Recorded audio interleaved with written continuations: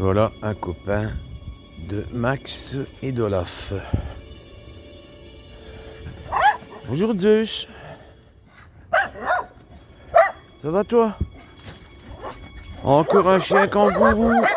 Deux. Waouh. Qu'est-ce qu'ils ont dans les pattes des ressorts? J'ai déjà remarqué que c'était pareil avec notre ami Olaf, qui est déjà une pile électrique en soi. Et quand il saute, il décolle de facilement 50 cm du sol. Hein. J'exagère pas. Bon sang. Oui, la différence, les amis, c'est que entre un vent de face, il paraît que pour les avions qui sont sur le point de décoller, c'est génial. Mais pour un piéton, un vent de face, c'est comme qui dirait une dinguerie. J'essaie un petit peu de me perfectionner dans un phrasé plus jeune. Et en cela, bien entendu, il y a la chaîne de Olivier Hude, pour qui je fais de la pub, parce que lui, quand il poste l'une ou l'autre vidéo, on sait d'avance que c'est fictionnel, parce que dans la rubrique à propos, il le dit. Donc même s'il parle de, je sais pas, une maison hantée ou une forêt où règne le paranormal en roi, eh bien on sait que c'est volontaire et que évidemment il ne faut pas croire tout ça. Mais il a l'honnêteté de le dire, ce que certains enquêteurs, enfin certaines personnes qui se disent enquêteurs dans le domaine du paranormal ne font pas. Et ce sont justement ces gens-là qui essaient de vous faire croire en tout et en n'importe quoi. Comme dirait Thierry Saint-Aubin. Oh, pardon.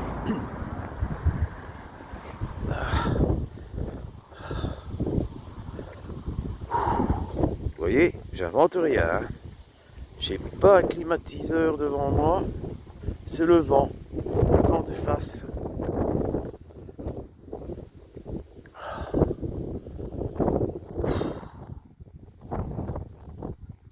J'ai la tête d'un hippie.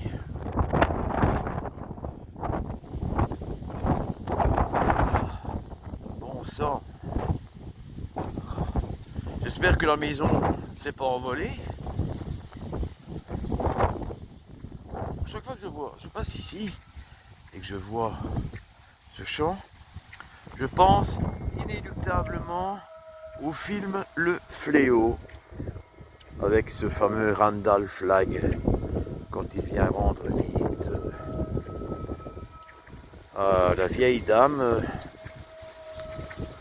prophétesse, oui, pour les besoins du film, hein, Abigail Frumental. Chaque fois. Pour se planquer, c'est un bel endroit. Allez les amis, je continue ma route parce que Marie va se demander si le bus n'a pas eu un accident. Déjà qu'il a eu, le chauffeur a eu besoin du GPS pour s'orienter. Parce que je pense qu'il n'avait peut-être jamais mis les pieds dans le patelin. Ah. Voilà, ça commence par aller mieux. Un peu moins de vent. D'habitude ici, il y a les chevaux, ils ne sont pas là. Voilà les amis, cette fois c'est pour du bon, enfin, je pense. Je vais bientôt vous quitter. Je me rapproche inévitablement de la maison.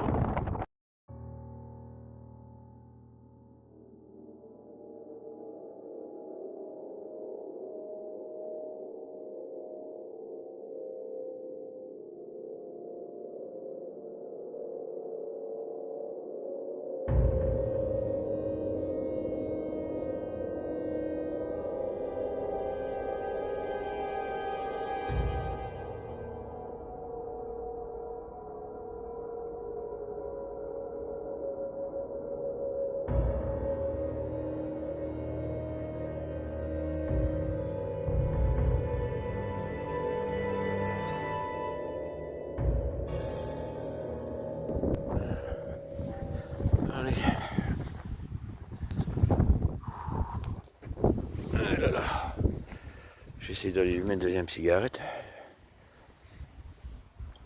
Je n'ai même plus le temps de me raser, les amis. Vous vous rendez compte?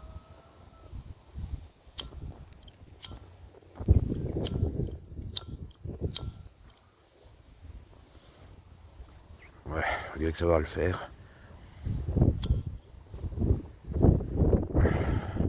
Bon, enfin, soit.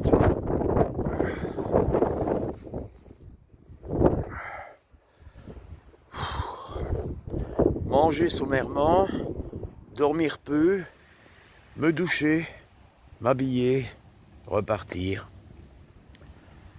C'est ça. Vous comprenez, les amis, pourquoi j'aspire à la retraite? Franchement, ça devient un truc de malade, un truc de ouf. Bon Dieu.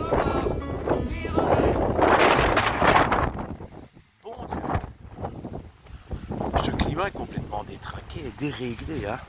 Finalement, je pense que je vais vous recommander de regarder aussi The Day After, le film consacré au réchauffement climatique. Je vais même plutôt dire au dérèglement climatique. Je ne connais plus les noms des acteurs, mais ce sont des acteurs connus, hein. Notamment, si mes souvenirs sont bons, il doit y avoir Dennis Quaid. Ce film est pas mal non plus. Bon, c'est une ambiance tout autre que le premier dont je vous ai parlé, ça va de soi. Ouais, encore une fois, hein, tout ce qui se passe, tout ce qui se dérègle est la faute de l'humain. Ça ne se dérègle pas tout seul.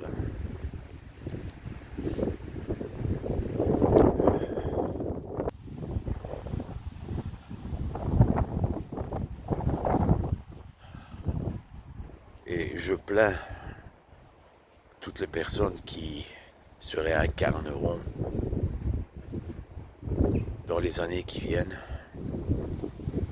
Peut-être déjà maintenant, hein. Je sais pas. Le problème, c'est que nous y passerons tous. Cette fois, les amis, c'est pour du bon. Ah, c'est pas possible, hein. Je vais regarder l'état de la maison parce que ça se trouve, il n'y a plus de toiture. Ça n'a pas bougé, rien n'a bougé. C'est vrai que par le passé, on construisait du solide. Vraisemblablement du bien plus solide que maintenant. Je ne sais pas si c'est vraiment français ce que je dis. C'est un peu à mettre sur le compte de la fatigue. Voilà les amis, pour la xème fois, parce que je ne sais pas si j'arriverai à faire suffisamment de cuts. Je vous laisse cette fois. Voilà, toutes et tous de la caméra, mais pas du cœur. A bientôt. On aura très vite l'occasion de se revoir et de se reparler. Tchuss.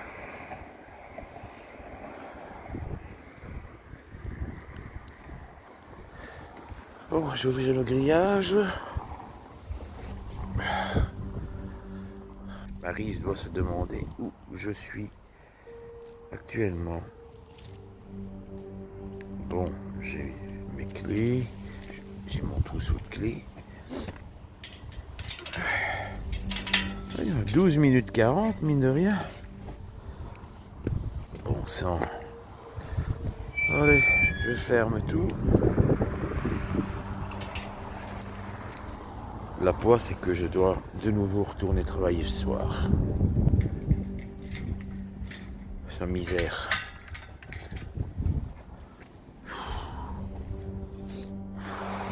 Allez, hop, j'essaie de me faufiler. Ah là là là.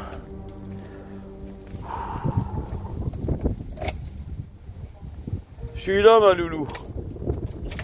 Non, parce que je vais retirer mes clés. Retiens-les, à loulou.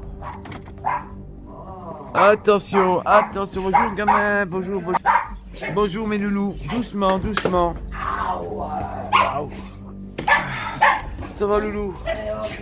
Oui, oui, oui. Ah ouais, petit. Ah là là là là là là là. Oh, doucement. Ah oui, j'entends. Oh là là là là là. Bonjour Maxounet. Bonjour petit. Est-ce que t'es toi? Bonjour Olaf. Bonjour gros. Ah ouais, ben voilà, hein. Ok. Voilà. Allez, c'est tout maintenant. On arrête, on arrête.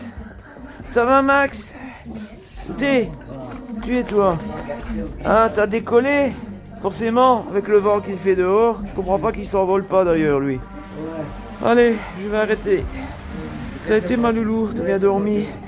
Quelle histoire, ce bus, je t'assure, c'est la cata. Une dinguerie, comme qui dirait. Caille, ma loulou. Allez. Oh, j'ai la tête dans le C-U-L.